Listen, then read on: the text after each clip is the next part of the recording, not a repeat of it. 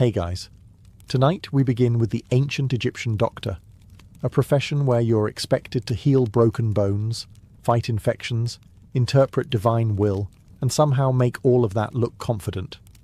So before you get comfortable, take a moment, like the video and subscribe, but only if you genuinely enjoy what I do here. And let me know in the comments where you're tuning in from and what time it is for you.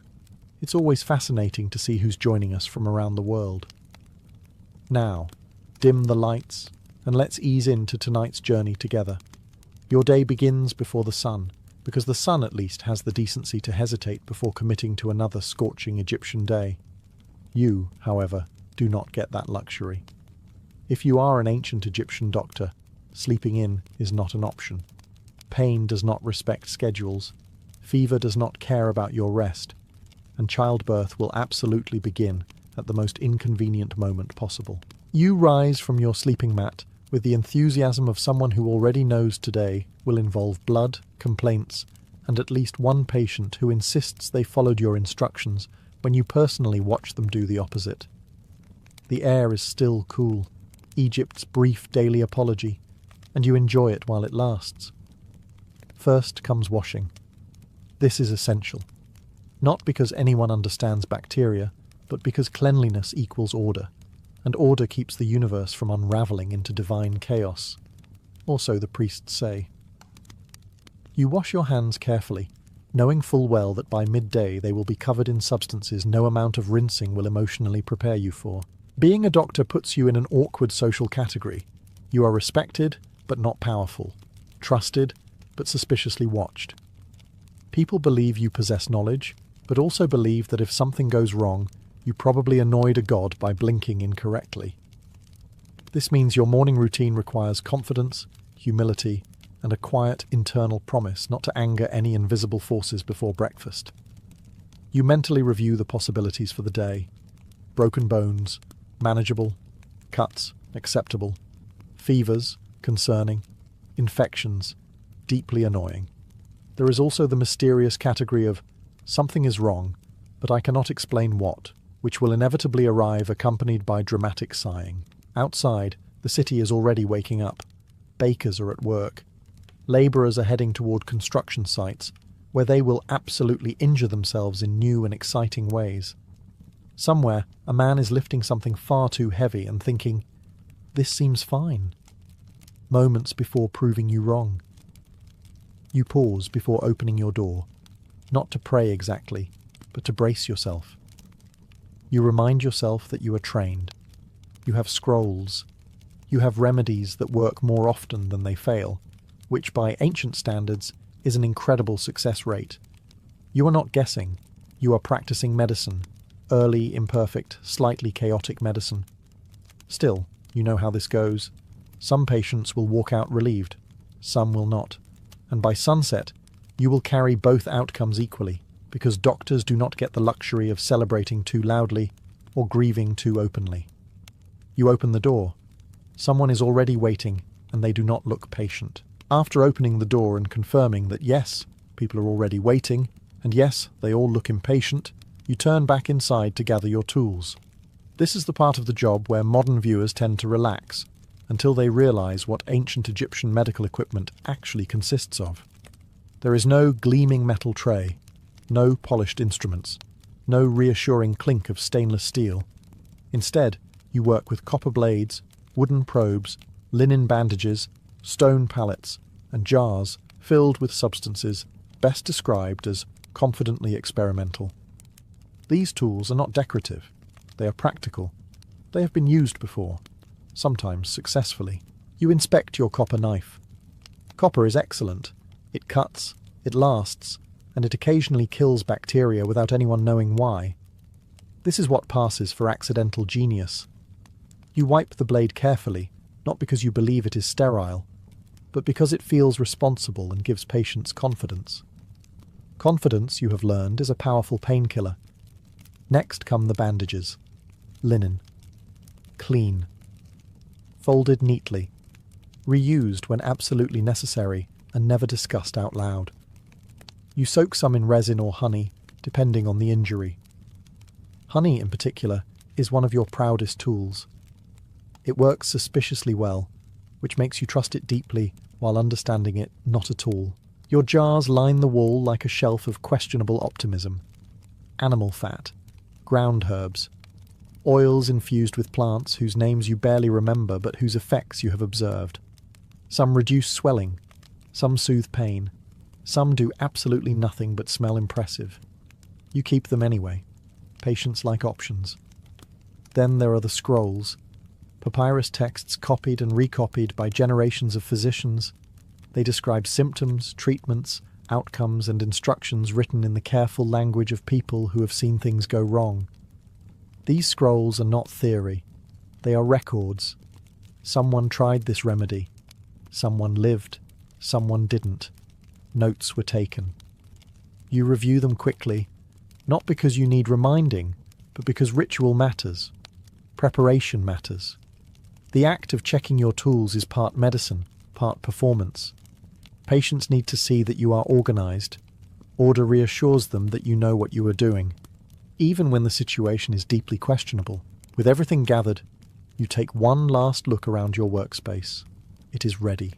You are ready. Or at least as ready as anyone can be in a world where illness is half physical and half divine mood swing. You take a breath. Then you call in your first patient, hoping they are bleeding in a way you recognize. Your first patient steps inside before you even finish sitting down, which immediately tells you two things. 1. This injury is serious. 2. This man has been waiting long enough to decide politeness is optional. He is a labourer, which explains the dust, the sweat, and the expression of someone who has already tried ignoring the problem and failed. His arm hangs at an angle that arms are not designed to explore. This is unfortunate, but also reassuring. Bones are honest. Bones break in recognizable ways. Bones do not pretend they are fine while secretly plotting your downfall. You gesture for him to sit. He does not sit. He hovers, grimacing, breathing carefully, as if moving too quickly might cause his arm to detach entirely. You examine the limbs slowly, pressing and rotating just enough to confirm what you already know. He hisses through his teeth. You nod sympathetically. This is the ancient equivalent of bedside manner. The diagnosis is clear. A fracture. Not shattered, not compound, just broken. In your profession, this counts as a good start to the day. You explain what will happen next in a calm voice. This is important. The body reacts better when the mind believes it is in capable hands. Also, panicking patients flail, and flailing patients make your job harder. You recite a short incantation while preparing the splint. The words are familiar, traditional, and comforting. They are not strictly necessary for the bone, but they are extremely necessary for everyone else in the room. Then comes the part no one enjoys. You pull. The arm shifts back into place with a dull, wet sound that makes everyone pause to reconsider their life choices. The labourer gasps, then exhales slowly, as if his soul briefly left and decided to return. You do not apologise. Apologies invite doubt. You simply continue working. You bind the arm with linen soaked in resin, securing the splint tightly, but not cruelly. Experience has taught you the difference. You finish by wrapping the final layer with care, then placing your hands gently on the bandage, as if sealing the outcome. You instruct him to rest the arm. He nods. You know he will not. Before leaving, he thanks you, relief washing over his face. This is the part that keeps you doing the job. Not the spells, not the scrolls.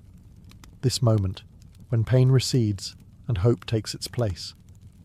As he exits, you make a quick note in your mind. Clean fracture. Set early. Good chances. A strong start. The next patient is already standing in the doorway. The next patient steps forward more cautiously, which immediately worries you. Confident injuries announce themselves. Dangerous ones sneak in politely.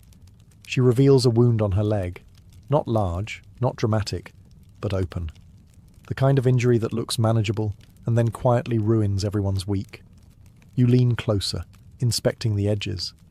Redness, swelling, heat.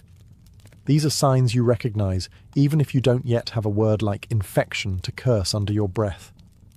This is the kind of case that separates luck from skill. You clean the wound thoroughly with wine.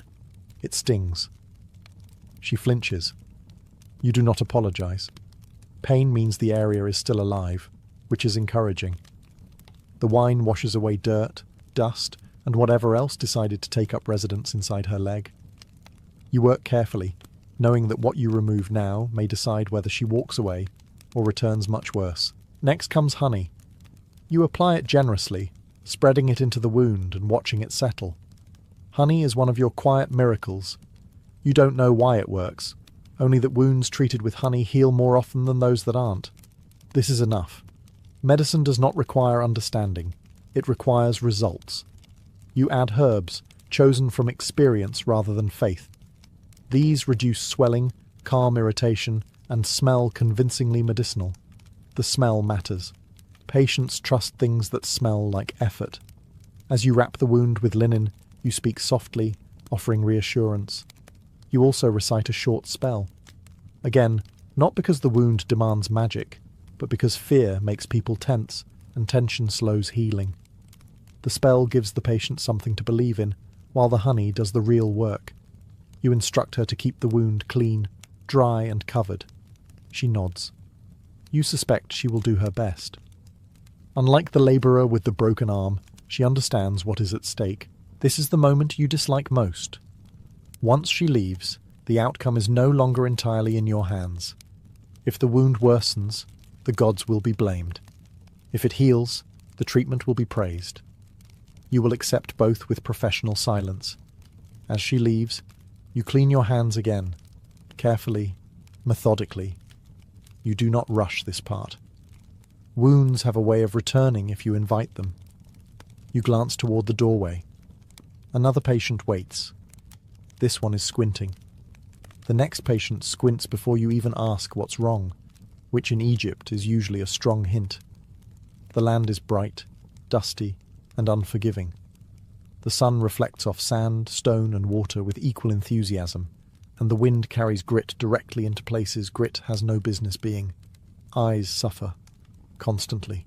He sits, carefully, blinking as if each movement might offend his face. You ask him to open his eyes wider. He does not enjoy this request. You lean closer, examining the redness, the swelling, the faint discharge. None of this surprises you. If anything, you're surprised more people can still see at all. Eye infections are common, persistent, and deeply irritating. They rarely kill, but they ruin days, weeks, and sometimes lives if ignored. And ignoring them is popular, because people prefer pretending problems will solve themselves. They rarely do. You prepare an ointment made from copper salts, mixed with honey. The copper helps, the honey helps. Why they help is still a mystery, but the results are hard to argue with. You stir carefully, making sure the mixture looks serious and authoritative. Presentation matters when you're about to apply something to someone's eyeball. You warn him that it will sting. He nods bravely. It stings anyway.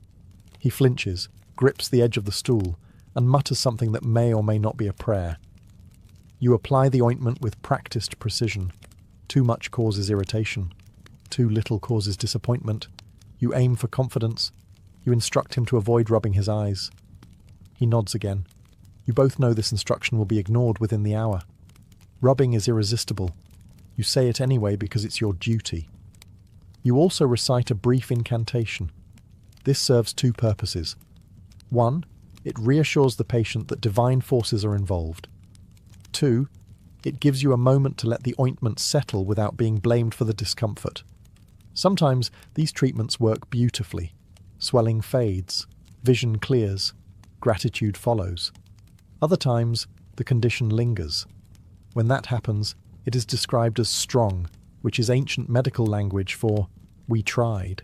Before he leaves, you remind him to return if the pain worsens. He agrees. You suspect he will wait too long, because hope and denial are powerful companions. Once he's gone, you rinse your tools and hands again. Eye work demands cleanliness, even if no one fully understands why. You glance toward the doorway once more. Someone is holding their stomach. This day is not slowing down.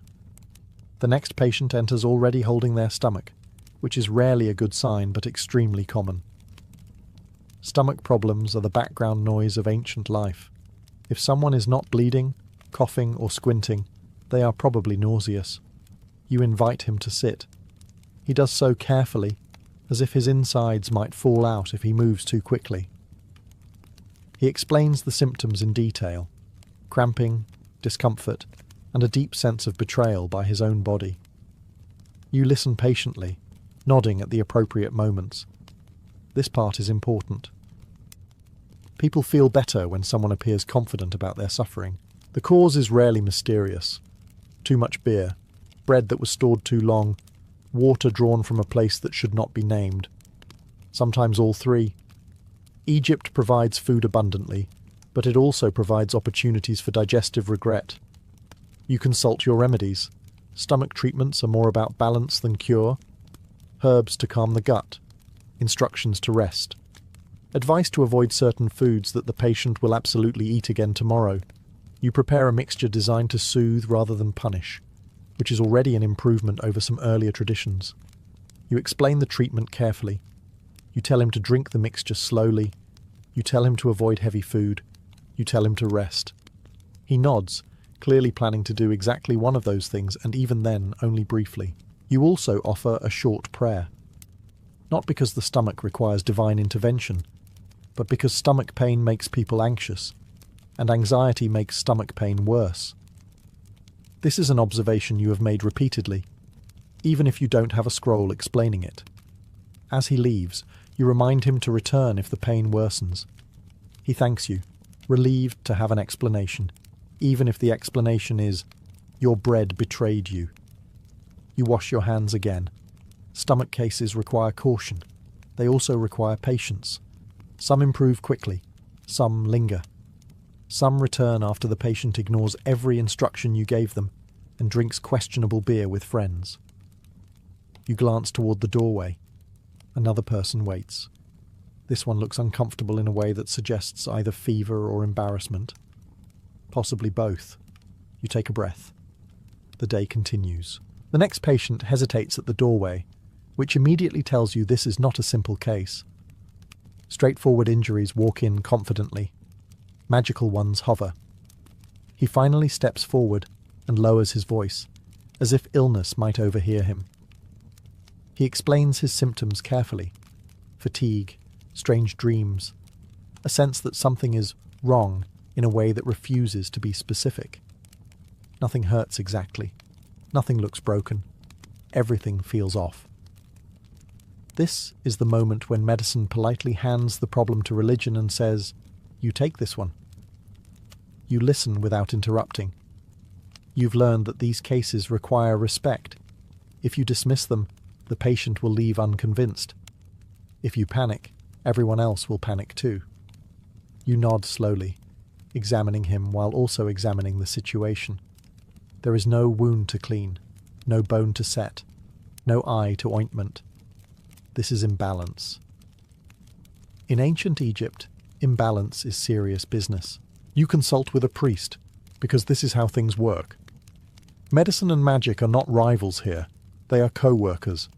Sometimes medicine leads. Sometimes magic takes the front. Often, they walk side by side, pretending not to judge each other. The priest suggests divine displeasure. You suggest exhaustion and poor diet. Both explanations are accepted. You prepare a treatment that satisfies everyone involved. Herbs for the body, ritual words for the soul, and instructions to rest, which will be ignored immediately. You recite a spell with professional seriousness. The words are ancient, comforting, and deliberately vague. Vague spells age better. The patient relaxes visibly. This alone may help more than the herbs. You give him a charm to carry, not because you believe the charm will cure him, but because belief is powerful, and people heal better when they feel protected. Also, it prevents him from returning tomorrow, asking why he still feels strange. As he leaves, you feel the familiar tension lift slightly. These cases drain energy. There is no clear outcome, no satisfying conclusion, just effort. You make a mental note. Patterns matter. If more people arrive with similar complaints, you will adjust your approach. This is how knowledge grows, not through certainty, but through repetition. You wash your hands again, because ritual applies to doctors too. Outside, the sun is climbing higher. Heat presses in. More people gather. And somewhere in the crowd, a child begins to cry. You already know what that means. The sound of a crying child cuts through the day faster than any announcement. Adults complain. Children announce emergencies. You straighten instinctively, already preparing yourself for a situation where emotions will arrive before symptoms. A parent rushes in, carrying a child who is hot to the touch and far too quiet between sobs. Fever. Always worrying. Fevers in children are unpredictable, stubborn, and deeply unfair. You place a hand on the child's forehead, feeling the heat radiate back at you like a warning. You examine carefully, skin, eyes, breathing. You ask gentle questions. How long has this lasted? What has the child eaten? Has anything changed recently? The parent answers quickly, anxiously, sometimes contradicting themselves. This is normal. Fear makes memory unreliable. You prepare a treatment designed to cool and soothe. Light herbal mixtures, gentle applications, nothing harsh. Children are not small adults. You have learned this the hard way. What helps a grown labourer could overwhelm a child completely. You speak softly while working, because calm spreads. Children respond to tone long before they understand words. The child relaxes slightly. This feels like progress. You do not celebrate yet. Parents watch your every movement. They are silent now, holding their breath, as if noise itself might break the spell. You are aware of their trust. It weighs more than any diagnosis. You recite a short prayer, not theatrically, quietly. This is not performance. This is reassurance for the parents, for the child, and for yourself. You do not know how this will end. Anyone who says they do is lying. You instruct the parents to keep the child cool, hydrated, and watched closely. You tell them what signs to look for. You tell them when to return. You repeat yourself. Parents under stress forget instructions immediately. When they leave, you stand still for a moment longer than usual. Child cases linger. They follow you through the rest of the day, living in the back of your thoughts. You wash your hands again. Slowly, carefully. This is not habit, it is grounding. Outside, the crying has stopped. This is good. For now. You glance toward the doorway. Another patient waits. This one smells like animals, which usually means trouble. The next patient announces himself before speaking. He smells like animals, sweat, and a life spent making decisions that seemed reasonable at the time. This usually means one thing: an injury acquired while working with something that had horns, hooves, or opinions. You examine him carefully. There is swelling, there is bruising, there is pain that does not line up neatly with anything visible. This is where medicine becomes uncomfortable. Not everything presents clearly.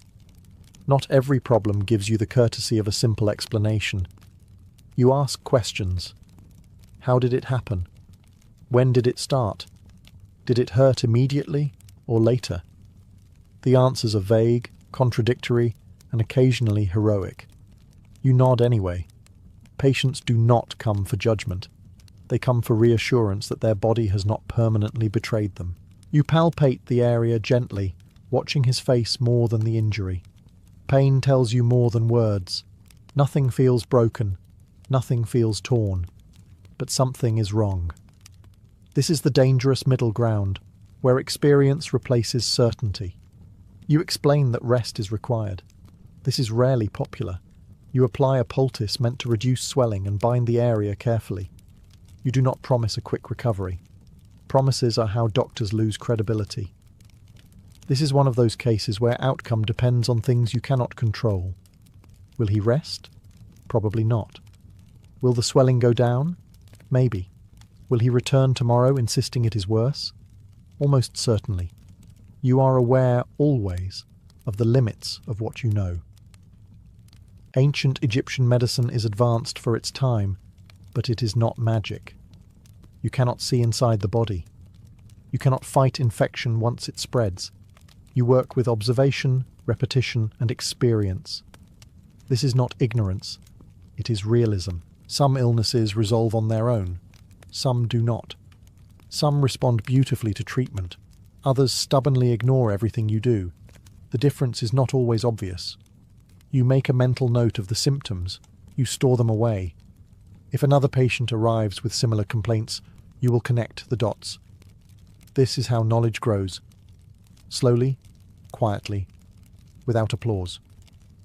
As the man leaves, he thanks you. You accept it politely, knowing that gratitude does not guarantee recovery. Still, it matters. You wash your hands again. Not because you believe it controls outcomes, but because it gives you the illusion of order in a world that resists it.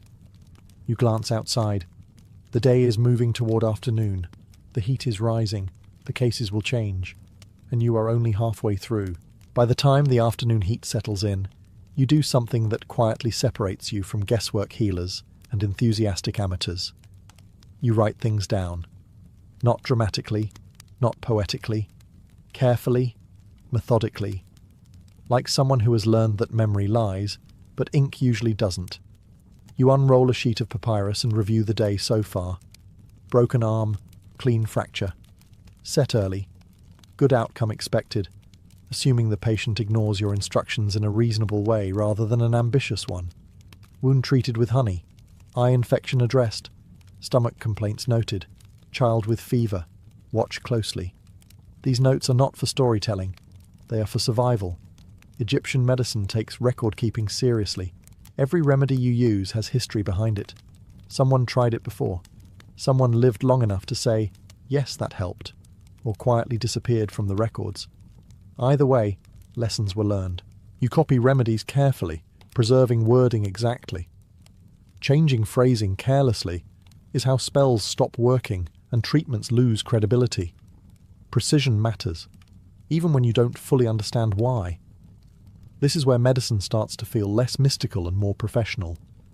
You notice patterns. Certain wounds heal faster with honey. Certain fevers respond to cooling treatments. Certain stomach pains reliably follow bad beer and bad decisions. You don't have theories. You have observations. And observations are powerful.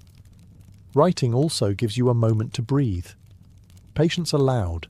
Paper is quiet. Ink does not interrupt you with new symptoms halfway through a sentence.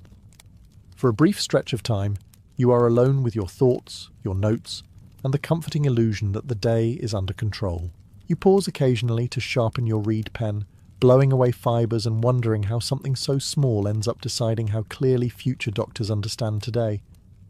Knowledge survives because someone took the time to write instead of rushing to the next emergency. You glance up occasionally. The doorway remains active. People come and go. The day does not wait for documentation. But you persist anyway. Because this slow accumulation of experience, is how medicine advances, even when no one notices. When you finish, you roll the papyrus carefully and set it aside. These notes may help you tomorrow, or next season, or long after you are gone. That thought is quietly comforting. You wash your hands again, stand, and prepare to face the next wave. The afternoon is not finished with you yet. As the afternoon stretches on, the work changes. Not in difficulty, but in tone. The early cases were urgent, loud, and obvious. Now come the ones that linger, the people who return, hovering in the doorway, unsure whether they are bothering you or saving themselves. A familiar face appears. Someone you treated earlier. They are not worse, but they are not better either. This is the most uncomfortable outcome. Improvement is celebrated. Decline is mourned. Stagnation simply stares at you, waiting. You examine them again, carefully, quietly, resisting the urge to rush. This is where responsibility presses hardest. They are watching you not just for treatment, but for reassurance that they were right to trust you in the first place. Being a doctor in ancient Egypt means carrying an invisible ledger. Every success adds weight. Every failure adds more. There is no way to set it down. You do not get to say, "I am tired," or "this is beyond me," even when it is. You simply adjust your tone, refine your approach, and try again. You change the treatment slightly, a different herb, a different application, a longer rest recommendation that will still be ignored, but feels morally necessary to say. You explain calmly, confidently. Doubt spreads faster than illness. People expect certainty from you. They believe that knowledge looks like confidence, not hesitation. So you do not hesitate, even when you are thinking very carefully. The patient leaves again, hopeful enough to keep going. You remain, sitting still for a moment longer than usual. These are the cases that follow you home, the ones without dramatic beginnings or endings, the ones that depend on time, luck, and whether the universe feels cooperative. You glance at your tools. They are the same as this morning. Simple, honest, limited. You work within those limits every day, and you do not resent them. Limits define the work. Outside, voices rise and fall. The city moves on. People live, argue, eat, and make decisions that will eventually bring them back to your doorway. You wash your hands again, not out of habit, but because it feels like resetting something internal. A pause between responsibility and action. There are still patients waiting, and they believe you can help. That belief is heavier than any tool you carry. Just when you think the day might slow down, it does the opposite.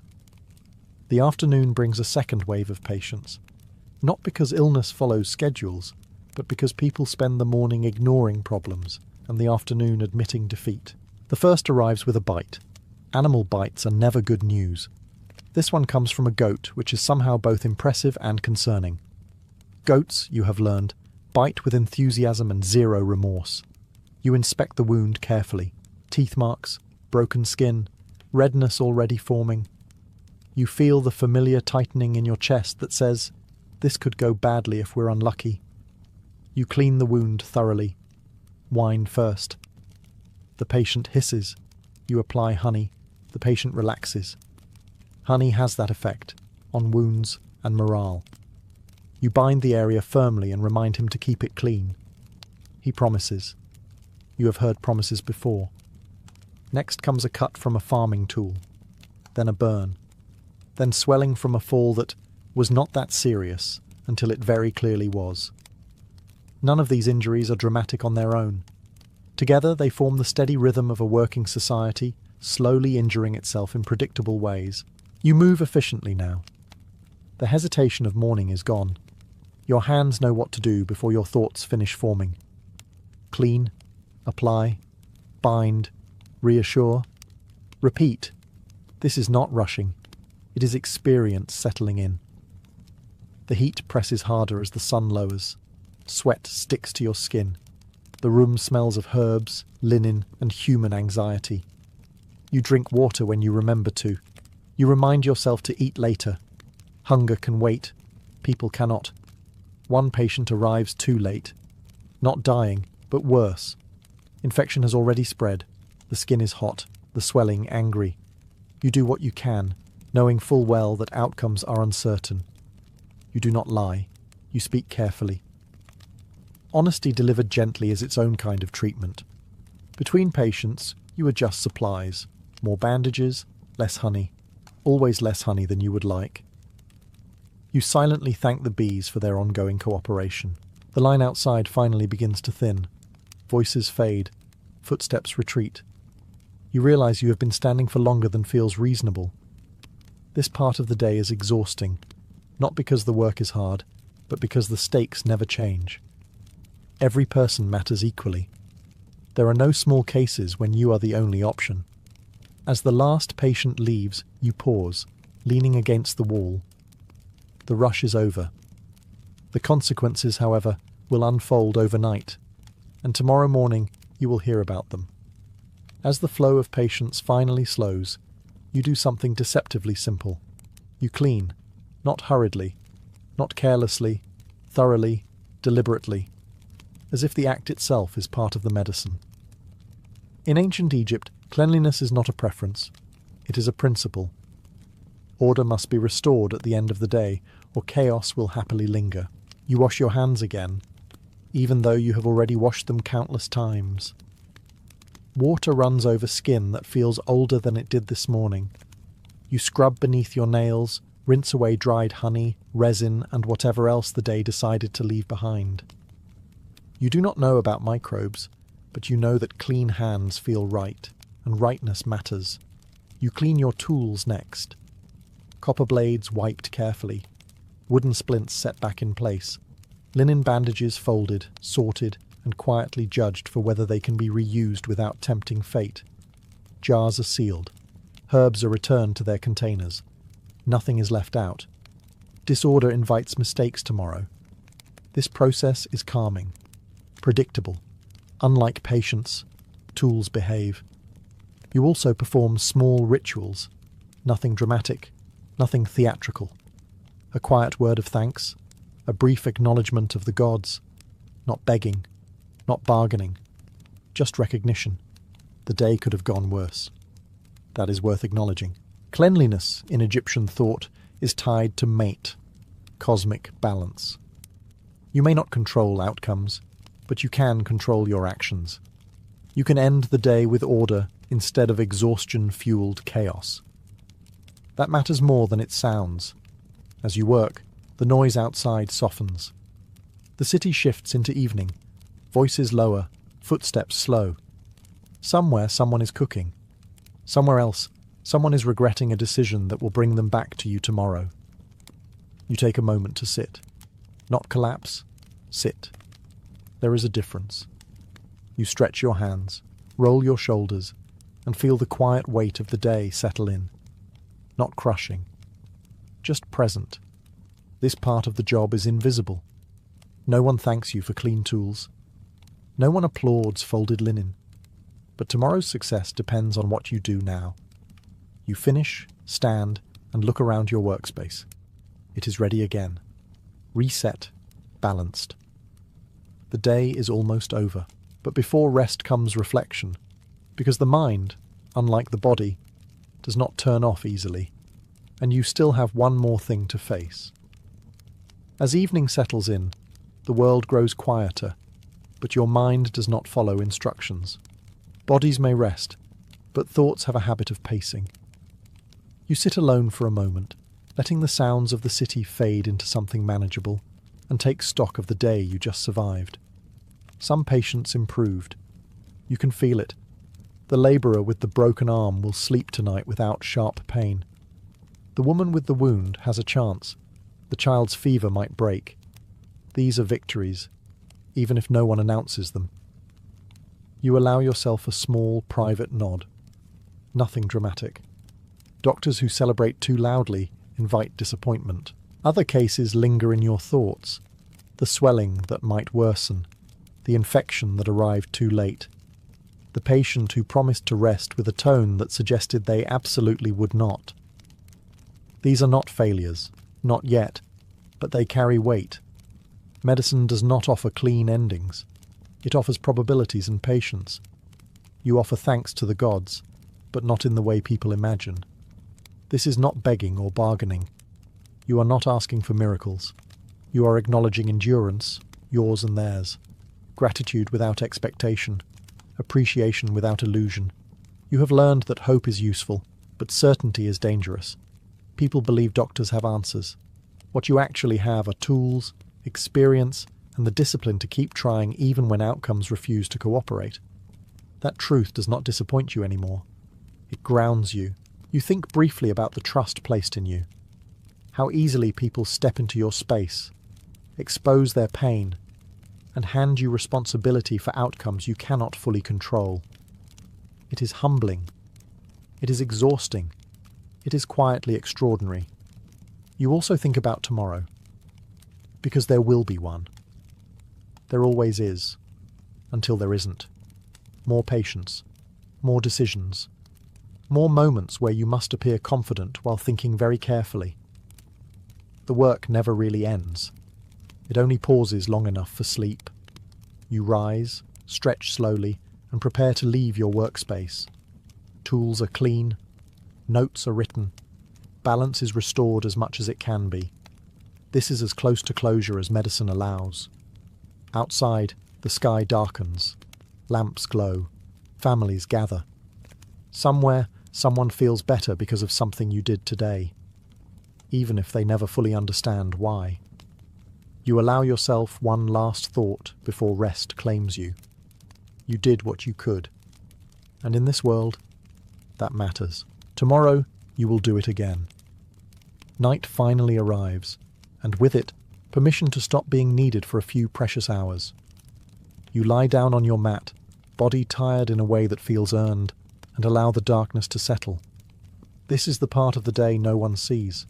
No patience, no prayers, no expectations.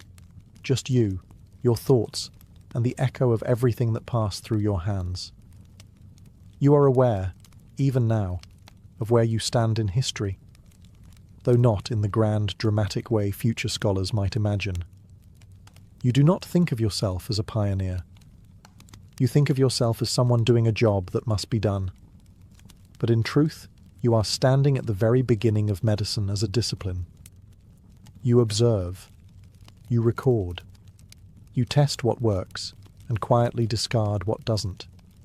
You rely on experience more than superstition, even when superstition surrounds you. You understand the body not as a mystery to fear, but as a system, imperfect, fragile, but often surprisingly resilient. This does not make you all-powerful. Far from it. Some patients will not recover. Some illnesses will defy everything you know. And tomorrow you will feel that familiar knot in your chest again when someone arrives too late or suffers too deeply. Medicine does not spare you from helplessness. It teaches you how to live with it. Still, you make a difference. Not through miracles, but through consistency. Through showing up. Through treating pain seriously even when answers are incomplete. Through refusing to surrender to chaos, even when chaos is loud, insistent, and wearing a convincing disguise. You smile faintly at the irony. Thousands of years from now, people will call what you do primitive, while quietly benefiting from the foundation you helped build. They will forget the uncertainty, the pressure, the human weight of it. They will remember the progress, and that is fine. You close your eyes knowing that tomorrow someone will wake up healthier because of you. Someone else will simply feel less afraid. Both outcomes matter. Sleep comes slowly, but honestly. Because today, you were not a magician. You were not a priest pretending to heal. You were not guessing.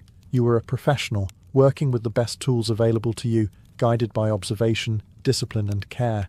And in a world still learning how bodies work, that is no small thing. Tomorrow, before the sun rises, you will wake again, and medicine will begin all over.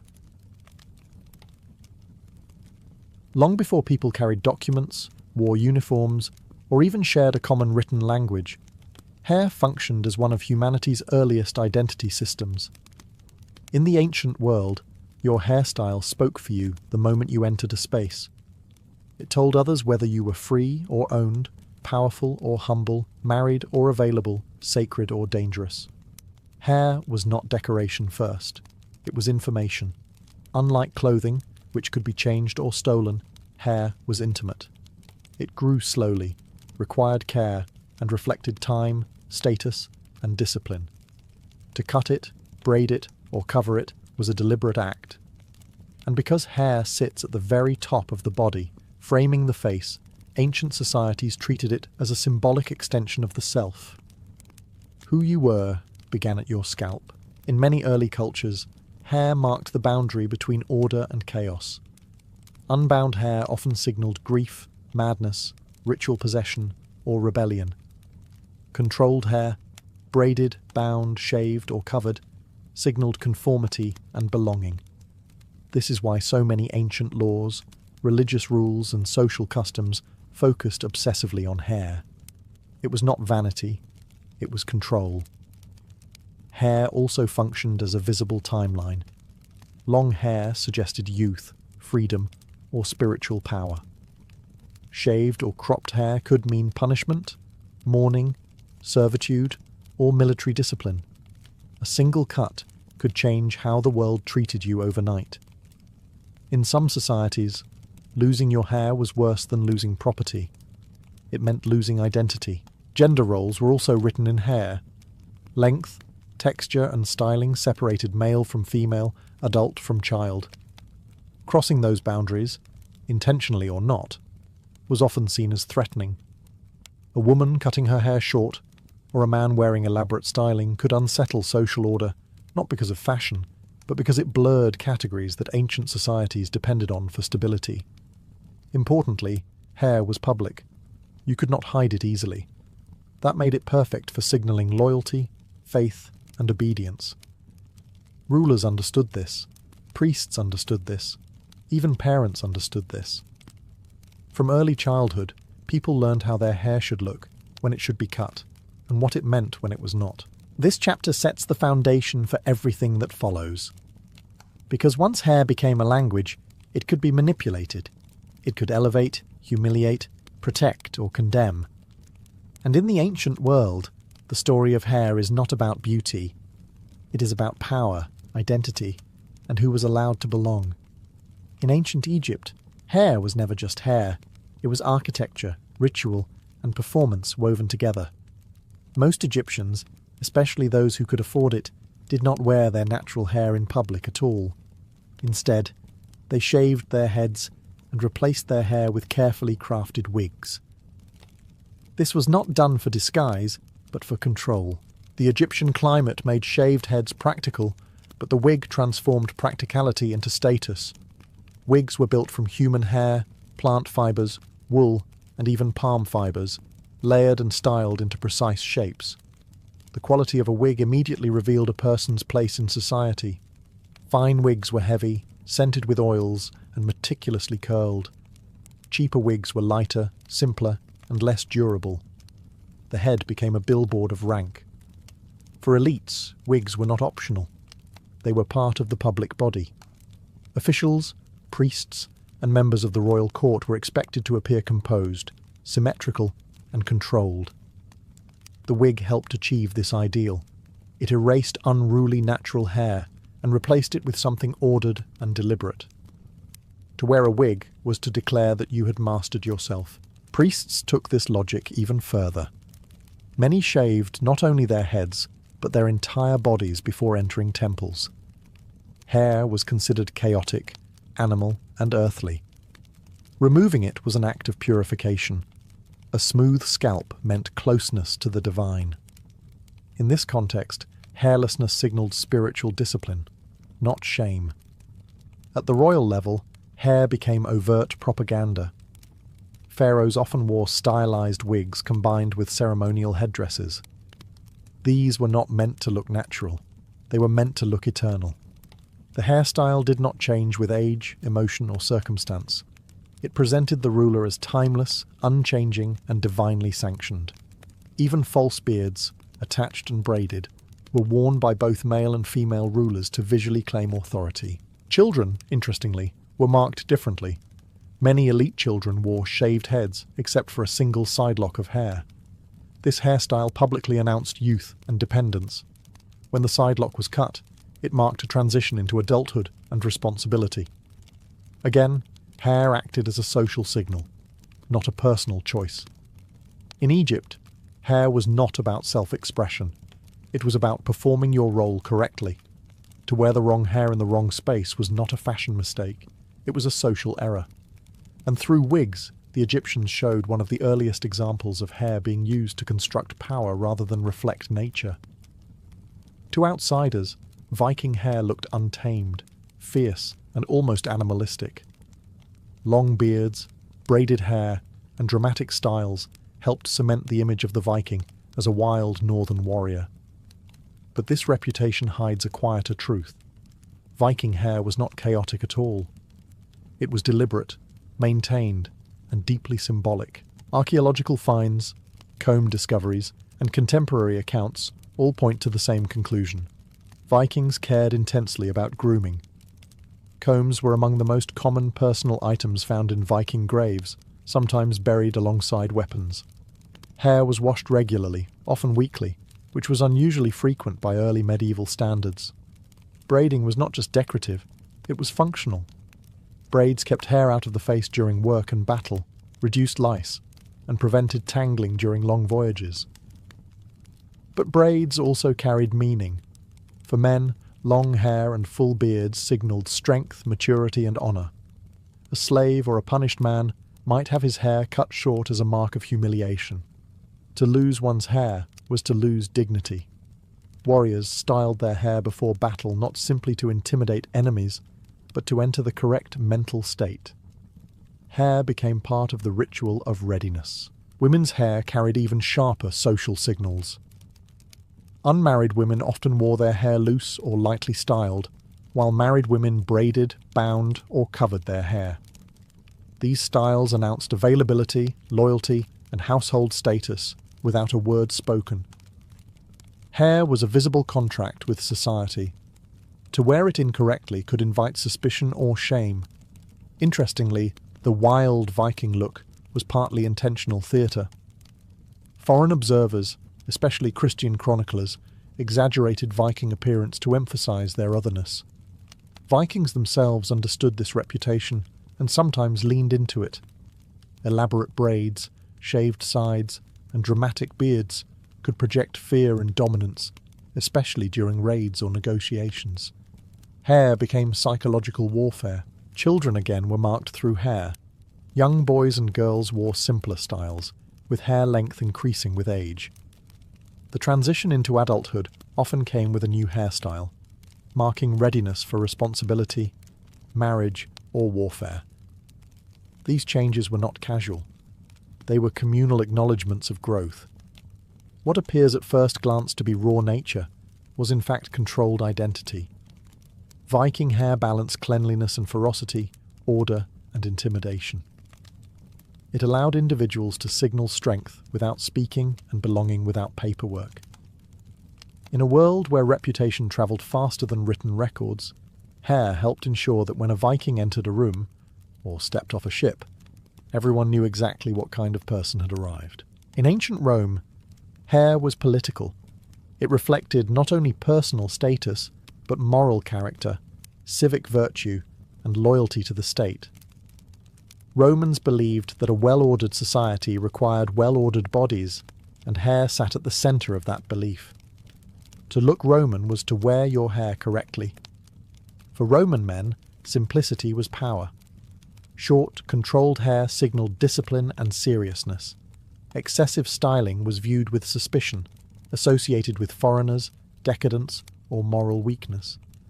A respectable Roman citizen kept his hair neat and modest, mirroring the ideals of self-restraint and rational control that defined Roman masculinity.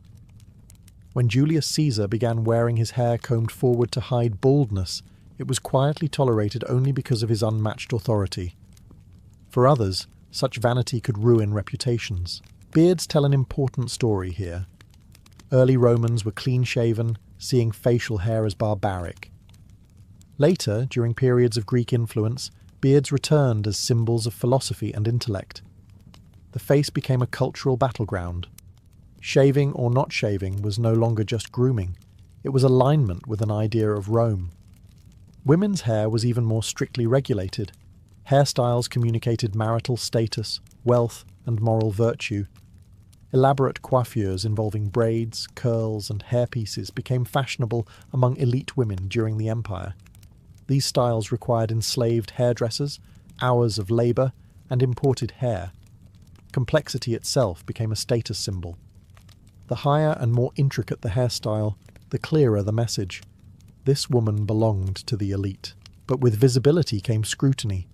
Roman moralists often attacked fashionable hairstyles as signs of excess and corruption. A woman's hair was expected to reflect modesty and loyalty to her household. Loose or uncovered hair could imply sexual impropriety, grief, or rebellion. Even widows were expected to alter their hair as a public sign of mourning. Hair also marked punishment and exclusion. Slaves were often cropped or shaved to make their status immediately visible. Criminals and adulteresses could have their hair cut as public humiliation.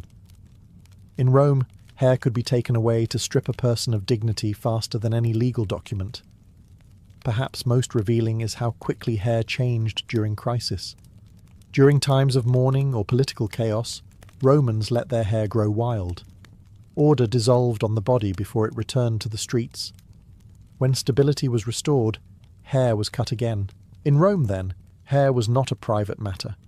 It was a public declaration of obedience, morality, and belonging.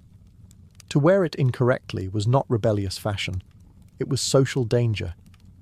In ancient and early classical Japan, hair was treated as something closer to a moral extension of the body than a simple physical feature.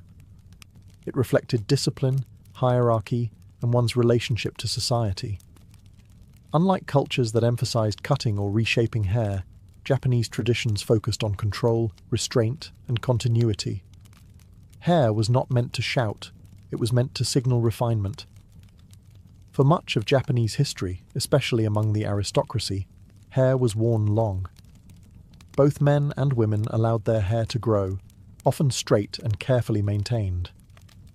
Length itself carried meaning. Long, healthy hair suggested self-discipline, lineage, and stability. Cutting it without cause could be seen as a form of social rupture. Hair was not casually altered, it was altered with intent. Court women are the clearest example. Elite women wore extremely long hair, sometimes reaching the floor. This was not practical, and that was precisely the point. The length communicated leisure, status, and insulation from manual labor. Maintaining such hair required servants, oils, combing rituals, and constant attention. Hair became a visible measure of privilege and refinement. Men's hair also followed strict codes. Styles changed with rank, occupation, and era, but the underlying principle remained the same. Hair must reflect order. Certain hairstyles marked adulthood, while others signaled youth or service. The act of styling hair was often ritualized, performed slowly and deliberately. Rushed or careless grooming implied moral laxity. Religion added another layer. In Buddhist tradition, shaving the head symbolized renunciation of worldly attachments. When a man or woman became a monk or nun, the cutting of hair was not just symbolic, it was transformative. Identity was shed, strand by strand. The head became a visible statement of spiritual withdrawal. This act carried enormous weight because hair was so closely tied to personal and social identity. Hair could also mark disgrace. Being forced to cut one's hair outside, accepted ritual contexts could signify punishment or shame. Because hair symbolized continuity and self-mastery, its removal disrupted that narrative. The person was visually marked as having fallen out of alignment with social expectations. What makes Japanese hair culture distinctive is its quietness. There was little emphasis on dramatic display or intimidation. Instead, hair communicated inner discipline. The message was subtle but powerful. A controlled exterior reflected a controlled mind. In this way, hair became part of a broader cultural philosophy. Order began with the self began with the body, and the body, very often, began with how one treated their hair. Because hair carried so much meaning in the ancient world, altering it against custom became one of the most powerful tools of control. When societies wanted to punish, humiliate, or erase someone's identity without killing them, they often began with the hair. Cutting it, shaving it, or forcing it into the wrong style was a way to publicly rewrite who a person was allowed to be. In many cultures, forced hair removal marked disgrace. Slaves, captives, and criminals were commonly shaved to make their lowered status instantly visible. This was not about hygiene, it was about visibility. A shaved head told everyone that this person had lost autonomy. They no longer belonged fully to themselves.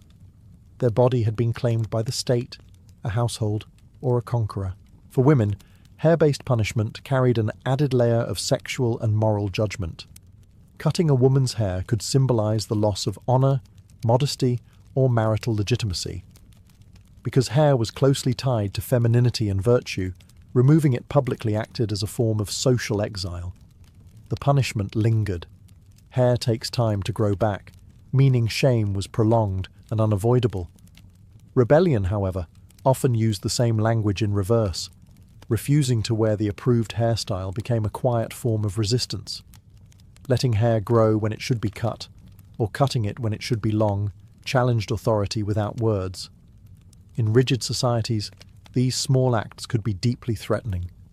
They signaled that a person no longer accepted the rules governing identity. Religious dissent also appeared through hair. Individuals rejecting dominant beliefs sometimes altered their hair to mark separation from the community. This was risky. Looking different made one vulnerable, but it also made conviction visible.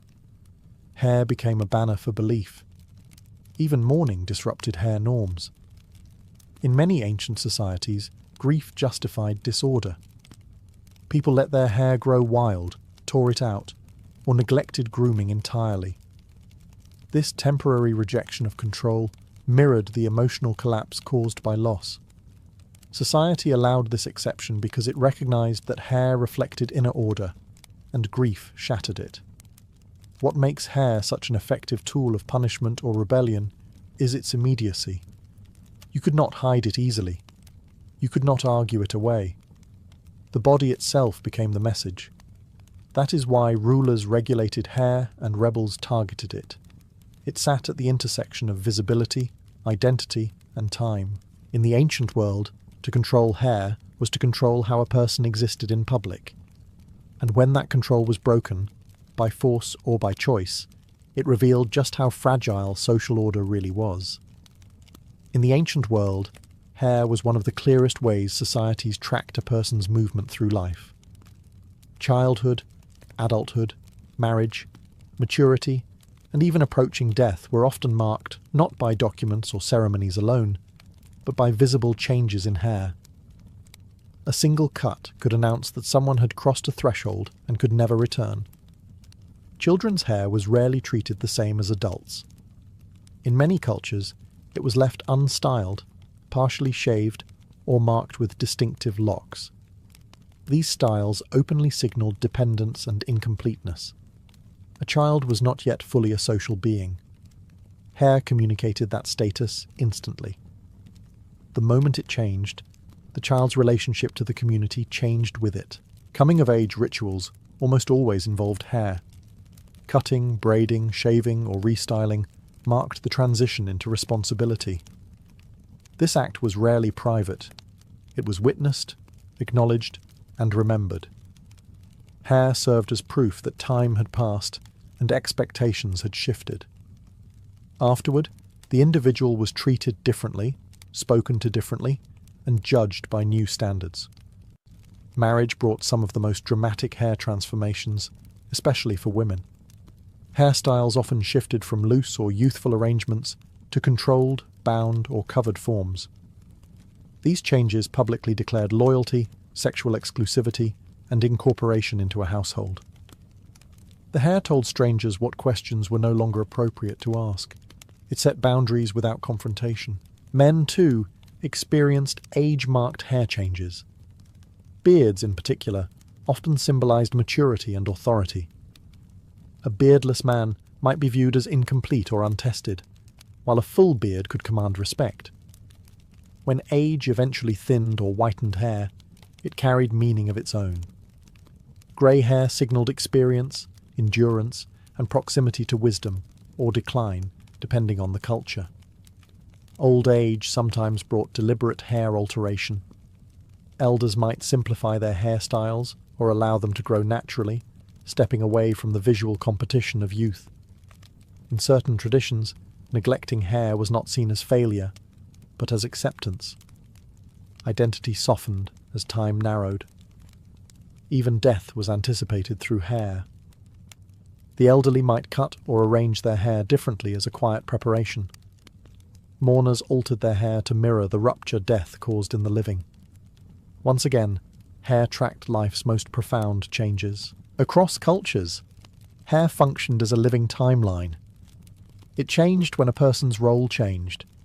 It made time visible on the body. And in societies without clocks or birth certificates, Hair helped everyone understand exactly where someone stood in the long passage of a human life. In the ancient world, hair was one of the fastest ways to identify who did not belong. Long before accents were heard or customs observed, hair announced difference. Its length, texture, colour and styling could immediately mark someone as foreign, suspicious or dangerous. Hair became a visual border. Every culture developed a sense of what normal hair looked like, and anything outside that standard drew attention. Greeks and Romans, for example, often described foreign peoples first by their hair: too long, too wild, too curled, too decorated. These descriptions were not neutral. They framed outsiders as excessive, undisciplined, or uncivilized. Hair became evidence in an unspoken trial. This fear worked both ways. Foreigners entering new lands were often pressured to alter their hair to blend in. Cutting it differently, shaving it, or styling it according to local norms was a survival strategy. To keep one's native hairstyle was to risk harassment, exclusion, or worse. Assimilation often began at the scalp. Conquerors understood the symbolic power of hair immediately. When empires expanded, they frequently imposed hair rules on conquered populations. This was not accidental. Forcing people to abandon traditional hairstyles weakened cultural memory. It erased visual continuity between generations. A child who no longer wore their people's hair no longer fully carried their identity. At the same time, resistance often clung to hair stubbornly. Maintaining traditional hairstyles became an act of quiet defiance. Even when language, clothing, or religion changed under pressure, hair sometimes remained untouched. It was harder to legislate and slower to erase. A braid, a knot, or a curl could preserve ancestry in plain sight. Hair also played a role in stereotyping enemies. Warriors were described as terrifying, partly because of how they wore their hair: spiked, braided, loose, or adorned. These images were exaggerated and repeated until hairstyle itself became shorthand for threat. Over time, fear attached itself not to actions, but to appearance. Interestingly, admiration followed fear closely. Exotic hairstyles could fascinate just as much as they unsettled. Elites sometimes adopted foreign hair fashions to signal worldliness or power over distant lands. What began as fear could become fashion once dominance was established. In this way, hair sat at the edge of identity and prejudice. It marked who belonged and who did not, who was familiar and who was suspect. In ancient societies obsessed with order, hair helped draw the line between us and them, often before a single word was exchanged. When ancient people looked at hair, they were not only seeing the present, they were seeing the past and the future layered together. Hair carried memory. It preserved traditions long after rulers fell, borders shifted, and languages changed. While buildings crumbled and texts were lost, hairstyles often survived, passed quietly from one generation to the next. Unlike laws or monuments, hair traditions lived on the body. Parents styled their children's hair the way they had been taught. Elders corrected younger generations when styles drifted too far. In this way, hair became a form of unspoken education. You learned who you were by how your hair was touched, tied, or cut. Memory was transmitted through hands, not books. This is why hairstyles often outlasted the cultures that created them. Even after conquest or cultural collapse, certain braids, knots, or rituals remained. They became fragments of identity that resisted erasure. To outsiders, they might look like habits. To those within the culture, they were anchors. A familiar hairstyle could reconnect someone to ancestors they never met. Hair also stored personal history. Scars on the scalp, changes in texture, or uneven growth told stories of illness, hardship, or survival. For ancient people, the body was an archive. Hair marked seasons of life, moments of loss, and times of stability. Cutting it was sometimes delayed precisely because it meant letting go of memory. In some traditions, hair was preserved after death, kept as relics, buried with care, or treated ritually. This practice reflected a belief that hair retained part of the self. Even when the body was gone, the hair still knew who the person had been. Identity lingered in strands. Perhaps most striking is how little ancient people spoke explicitly about hair, despite its importance. It was everywhere and therefore invisible in language. Its meanings were understood without explanation. Everyone knew what certain styles meant.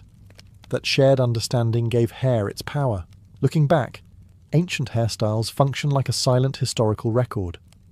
They reveal values that texts often ignore: fears about disorder, obsessions with control, ideals of beauty tied to morality, and deep anxieties about belonging. Through hair, we glimpse how ancient people experience themselves in the world. In the end, hair was never just an accessory. It was a living symbol, growing, changing, remembering. And across the ancient world, identity quite literally took shape one strand at a time. In the middle of the 19th century, Alaska was not viewed as a prize. It was viewed as a mistake waiting to happen. To most Americans, the territory existed only as a vague shape on a map, a frozen mass hovering above the continent with no clear purpose. It was distant, unfamiliar, and overwhelmingly cold. There were no cities anyone had heard of, no farms to imagine, no roads to picture. Alaska felt less like land and more like a rumour. The timing could not have been worse. The United States had just survived the Civil War, a conflict that drained its economy, fractured its politics, and left deep social wounds. The federal government was focused on reconstruction, reunification, and survival. Against that backdrop, the idea of spending millions on an icy wilderness sounded not just foolish, but insulting. Critics asked why the nation should invest in snow when its own people were struggling. Popular newspapers ridiculed the concept relentlessly. Editorial cartoons showed polar bears wandering through American streets. Commentators joked that the territory was fit only for seals and ice. Alaska was framed as useless space, too cold for agriculture, too isolated for trade, and too empty to justify the cost of governing it. There was no gold rush yet, no oil, no strategic radar installations to change the conversation. All of that lay decades in the future. Geography made things worse. Alaska sat far from Washington, disconnected from the rest of the country, and dangerously close to British Canada. Some feared it would become a permanent military burden, requiring protection from foreign powers without offering anything in return. Others worried it would provoke diplomatic tension with Britain at a time when the United States could not afford another international conflict. Even the language used to describe Alaska betrayed the mindset of the era. It was called barren, desolate, empty, despite being home to indigenous peoples who had lived there for thousands of years. Their presence was largely ignored in public debate. From the American imagination, Alaska was not a homeland. It was a blank space. So when talk of acquiring the territory began to circulate, many assumed it was a joke or a political distraction. No one yet saw Alaska as opportunity. At that moment in history, it was simply a frozen question mark, one that most Americans were perfectly content to leave unanswered. If Americans saw Alaska as worthless, Russia saw it as a growing problem. By the 1860s, the Russian Empire no longer viewed its North American territory as an asset, but as a liability stretched too far from the center of power. Alaska was expensive to maintain, difficult to defend, and increasingly vulnerable in a world where empires were beginning to collide. Russia's presence in Alaska had always been thin. A handful of trading posts, missionaries and company outposts stretched across an enormous and unforgiving landscape. Supplying them required long, dangerous sea routes. Communication with St. Petersburg took months. Any serious military defense would have required massive investment, and Russia simply did not have the resources to spare. Recent history had sharpened that fear. The Crimean War had exposed Russia's military weaknesses, especially at sea. British naval power loomed large, and Russian officials knew an uncomfortable truth. If war broke out again, Alaska would be impossible to defend. British forces in nearby Canada could seize the territory with relative ease. Losing Alaska for nothing was a very real possibility. From Russia's perspective, selling Alaska was not surrender. It was damage control. Better to sell the land to a friendly power than to watch it fall into enemy hands. The United States, still recovering from civil war but rapidly expanding westward, seemed like the safest buyer. Friendly relations with America could also act as a counterweight to British influence. Economics played a role as well. The fur trade, once Alaska's main value to Russia, was in decline. Overhunting had reduced profits, and maintaining control over the territory no longer justified the cost. Alaska was not generating wealth. It was consuming it. There was also a quiet strategic calculation. By selling Alaska to the United States, Russia would place American territory directly next to British Canada. This would complicate British strategy in North America and potentially weaken a rival without firing a shot. In imperial politics, geography itself was a weapon. So, while Americans mocked the idea of buying Alaska, Russian officials were actively searching for a way out. To them, Alaska was not a frozen treasure chest. It was an exposed flank. The goal was not profit alone, but security, influence, and prevention. When negotiations began, Russia was not desperate, but it was decisive. Alaska was never meant to be a permanent colony. It was an experiment that had run its course. And now, Russia was ready to hand it over, before history took the decision out of its hands. The deal that would change Alaska's fate hinged largely on one man's willingness to gamble his reputation. William H. Seward, the United States Secretary of State. Seward was not driven by popular opinion. In fact, he often moved directly against it. Where others saw frozen emptiness, he saw long-term strategy, and that difference in vision would nearly destroy his political career. Seward believed the future of the United States lay beyond its current borders. He thought in terms of oceans, trade routes, and global influence rather than immediate public approval. To him, Alaska was not about what the land was at the moment, but what it could become. It offered access to the Pacific, proximity to Asia, and a strategic foothold in the far north. In an age when naval power and global trade were becoming decisive, Seward saw Alaska as a piece on a much larger chessboard. But this vision came with enormous risk. Seward was already a controversial figure, known for bold ideas and political stubbornness. Pushing for the purchase meant tying himself to an unpopular cause at a time when the nation had little patience for abstract future benefits. Many in Congress saw the move as reckless. Some suspected corruption. Others believed Seward was chasing personal legacy rather than national interest. Negotiations were conducted quietly, often late at night, far from public scrutiny. The price was set quickly, but approval was anything but guaranteed. Newspapers erupted once the deal became public. Critics mocked the purchase as Seward's folly and Seward's icebox, reducing complex geopolitics to punchlines. Editorials painted Seward as out of touch, obsessed with expansion, while the country struggled at home. What made the backlash worse was the lack of immediate justification. There was no dramatic discovery to point to, no instant reward to silence critics. Alaska remained cold, distant, and silent. Seward had to defend a future no one could yet see. Still, he pressed forward. He argued that nations were built not by caution, but by foresight, that waiting for obvious value meant arriving too late. His confidence unsettled opponents, but it also carried the deal through. When the treaty was finally approved, it passed narrowly. Seward emerged victorious, but bruised. At the time, few believed he had won anything at all. History, however, was already quietly moving in his favour, even if no one yet realised it. When the Alaska Purchase was finalised in 1867, the moment itself passed with little ceremony and even less enthusiasm.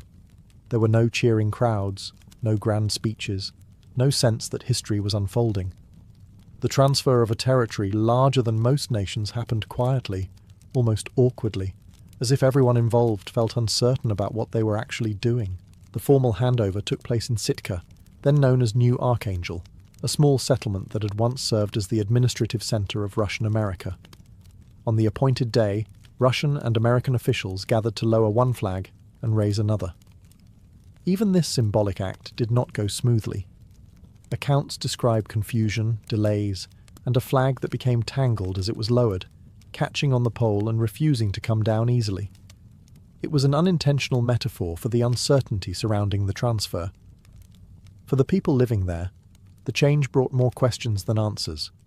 Russian officials prepared to leave, selling off property, dismantling infrastructure, and departing a land they had ruled lightly but consistently for decades. American administrators arrived with little understanding of the territory they had just acquired. There were few resources, vague instructions, and no clear plan for governance. Most Americans barely noticed the transfer at all. Newspapers mentioned it briefly, often with sarcasm. The nation's attention remained focused on reconstruction, political battles in Washington, and economic recovery. Alaska faded quickly into the background, a forgotten purchase tucked away at the edge of the map. But for indigenous peoples, the moment marked the beginning of profound upheaval. The treaty made no mention of them. Their land was transferred between empires without consent, consultation, or recognition. While Russian rule had been exploitative, it had at least acknowledged indigenous communities as part of the colonial system. Under American control, those protections vanished almost overnight. Legal confusion followed. Who owned the land? Who governed daily life? What laws applied? For years, Alaska existed in a strange limbo. American territory in name, but largely neglected in practice. Military administrators rotated in and out, enforcing rules inconsistently and often clashing with local populations. To critics, this only reinforced the idea that the purchase had been a mistake. Alaska seemed directionless, expensive, and disconnected. The promised future still refused to appear. Yet beneath the surface, something had changed permanently. Alaska was no longer a vulnerable outpost of a fading empire.